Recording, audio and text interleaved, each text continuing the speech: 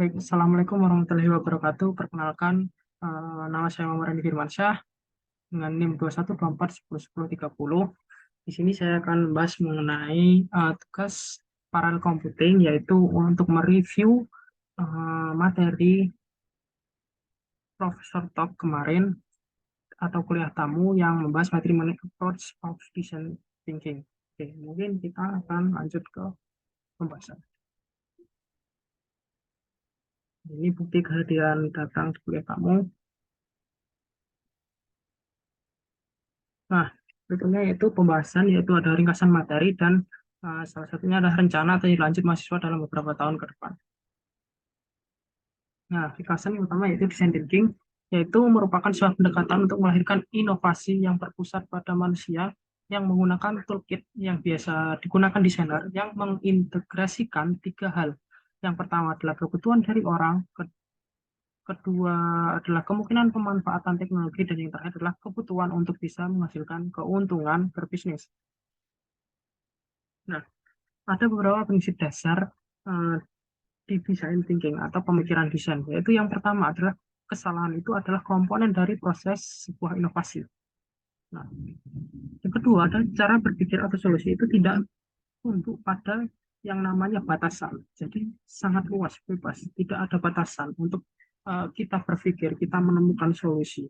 Dan yang ketiga ada eksperimen atau pengujian dan validasi itu selalu dilakukan pada pelanggan atau pengguna. Jadi ketika kita bereksperimen atau kita menguji sebuah desain atau memvalidasi sebuah desain itu selalu uh, kita berbicara atau berkomunikasi dengan pelanggan ataupun penggunanya.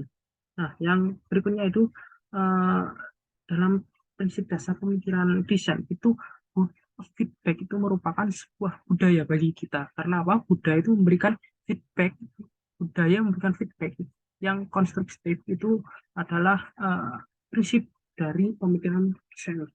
Nah, yang berikutnya ada prototyping atau dan storytelling memberikan visibilitas dan tangibilitas. Yang berikutnya ada pandangan dan interpretasi yang berbeda. Dan yang terakhir atau optimisme dan rasa keingintahuan.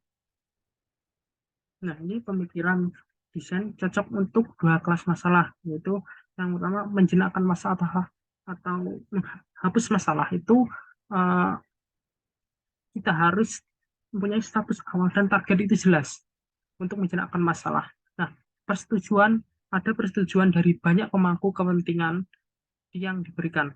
Nah, analisis akar penyebab itu mudah dan terdapat generasi ide dan prototipe.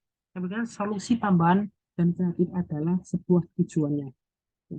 Yang kedua, yang ke kelas kedua itu masalah jahat atau masalah yang kompleks berlapis-lapis dan menyebar itu sulit untuk diberi nama atau didefinisikan. Nah, dan penjelasan atau alasan masalah itu sangat sulit diberikan juga dan bergantung pada pemahaman masalah. Solusi yang berbeda dapat mengarah ke arah yang berbeda juga. Nah, design thinking ini uh, terdapat beberapa proses, yaitu ada 5, yaitu empathize, define, ideate, prototype, test. Nah, empathize atau penekanan kita akan menyerati lebih lanjut atau kita lebih menekankan masalah atau risiko yang dan kemungkinan peluang dari desain itu atau dari ide itu. Nah, define ini kita akan uh, temukan, kerjakan atau kemungkinan peluang-peluang uh, dan tentukan tantangan berdasarkan segmen pelanggan tertentu. Nah, setelah itu kita akan mengumpulkan ide itu dan memprioritaskan di langkah ide ini. Nah, memperdalam ide-ide terbaik sepanjang kebutuhan pelanggan dan dalam konteks pengalaman pelanggan yang optimal tentunya. Dan selanjutnya, ketika ide sudah terbentuk, kita langsung ke namanya proses prototipe atau mengembangkan prototipe dan memvalidasi, mengulang ide dan menjelaskan model bisnis yang terkait tersebut. Nah, berikutnya kita lakukan tes.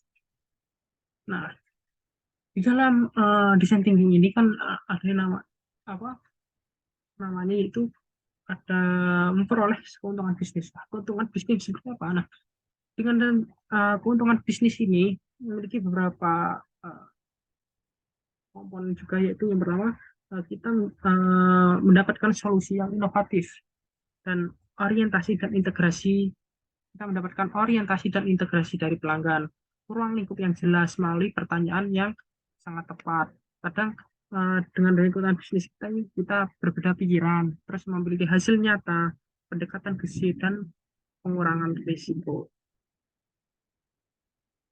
Mes yaitu rencana atau tindak lanjut mahasiswa dalam beberapa tahun ke depan. Jadi rencana saya dalam beberapa tahun ke depan ini, yang pertama saya ingin mengembangkan dan mencari lagi potensi ilmu mengenai teknologi IT. Terutama saya dari informatika, saya ingin mendalami lebih lanjut uh, ilmu-ilmu di informatika yang akan berlaku pada masa depan saya. Dan kedua, membuat sebuah usaha yang berbasis teknologi dan mengembangkannya lagi ke sebuah startup itu merupakan salah satu rencana yang ingin saya buat untuk beberapa tahun ke depan. Dan yang terakhir ini, uh, ketika poin 1, 2 itu sudah alhamdulillah terlaksana, uh, saya bisa mempunyai pekerjaan yang jelas dan mapan yang berbuah kesuksesan di masa mendatang. Dan untuk rencana ke depan juga mungkin ini yang sangat diperlukan. Semoga saya bisa lulus tepat waktu di perkuliahan dan semoga diberkahi lancar. Mungkin, mungkin itu tadi review materi mengenai approach of design thinking dan rencana saya dalam beberapa tahun ke depan atau tindak lanjut saya dalam beberapa tahun ke depan. Mungkin itu tugas uh, paralel computing. Kurang lebihnya saya mohon maaf. Sekian dan terima kasih. Wassalamualaikum warahmatullahi wabarakatuh.